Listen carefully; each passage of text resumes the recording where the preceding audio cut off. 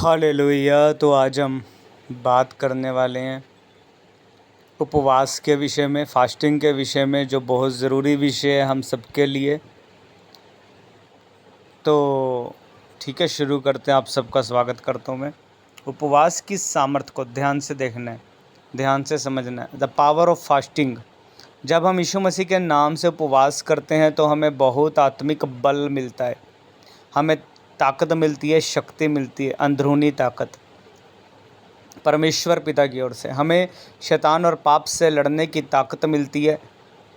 फिर बड़े से बड़ा जो शैतानी बंधन है या जादू टोने हैं जो हमारे खिलाफ़ किए गए हैं, है ना, जो शैतान के काम है, वो पवित्र आत्मा की ताकत के द्वारा तोड़ दिए जाते हैं। इसलिए हमें सबसे अधिक उपवास करने की आज ज़रूरत है, क्योंकि यीशु मसीह ने भी आत्मा से भरने के लिए क्या किया था? 40 दिन उपवास किया था।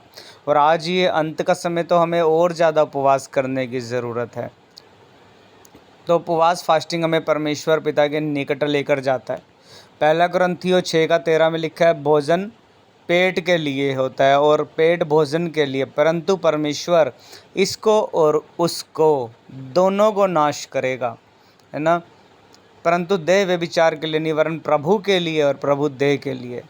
तो जब हम समझ रहे हैं कि जब हम निरंतर उपवास में रहते हैं तो हमारा मन, बुद्धि, शरीर और ज़ुबान जो है वो परमेश्वर के नियंत्रण में चला जाता है, क्योंकि आप शारीरिक अभिलाषाओं पर जय प्राप्त करते हैं। जब आप उपवास करते हैं, आप शरीर की इच्छाओं को पूरा नहीं करते जो पाप को जन्म देती हैं। हम सब जानते हैं कि शरीर जो है वो नाशवान है, मिट्टी से बना है, मिट्टी में मिल जाएगा। और जो शरीर के लिए संघर्ष कर रहा है, संघर्ष शरीर के लिए खाना, पानी, भोजन, ये सब को भी परमेश्वर कह रहा है, भोजन को और पेट को, दोनों को परमेश्वर नाश करेगा। इसलिए शरीर जो भी मांगता है वह सब शरीर के साथ नाश होने वाला है, परंतु आत्मा जो हमारे लिए, हमारे शरीर की ताकत है, आत्मा जो हमेशा जिंदा रहता है, मरता नहीं है, ये दोनों एक दूसरे के विरोधी हैं, है ना। शरीर तो डेड हो जाता है, मर जाता है बीमारी से, एक्सीडेंट से,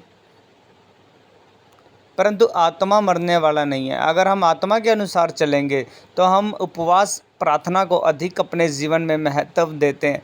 यही पवित्र आत्मा की निशानी है कि परमेश्वर का आत्मा हमारे अंदर वास करता है। फिर हमारे जीवन में जो भी दुख तकलीफ़ें चल रही हैं, चलने वाली हर प्रकार की चिंता, निराशा और समस्याओं पर हम जयवंत होते हैं। इसलिए आज इस अंत के समय में हमें अपने परिवार, अपने लिए, अपने गांव, अपने शहर, अपना ज़िला, राज्य और पूरे भारत देश के लिए उपवास करने की हम सबको बहुत ज़रूरत है। मत्ती 4:4 में जब परमेश्वर ने कहा है, लिखा है कि मनुष्य रोटी से नहीं परंतु हर एक वचन से जो परमेश्वर के मुख से निकलता है वो उस वचन से जीवित रहेगा।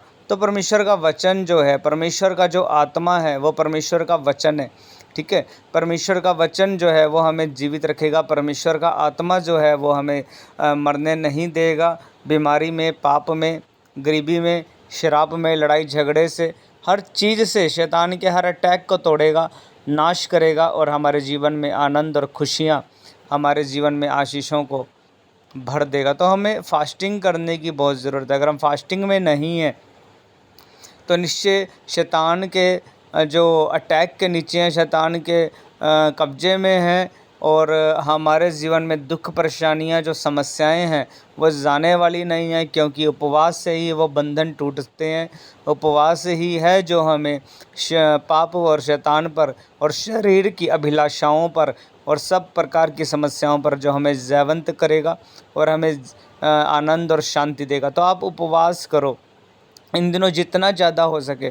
और हरियाणा में जो इलेक्शन हो रहा है इसके लिए भी हमें उपवास करना है। जो आप वीडियो देख रहे हैं इसको शेयर करना है, ठीक है।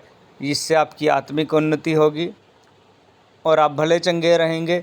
उपवास की सामर्थ्य से याद रखना, बड़े से बड़ा बंधन टूटता है, बड़े से बड़ा शैतानी अटैक टूटते हैं, बीमारियां जाती हैं। इसलिए आपको उपवास और प्रार्थना में निरंतर लगे रहना है। God bless you all.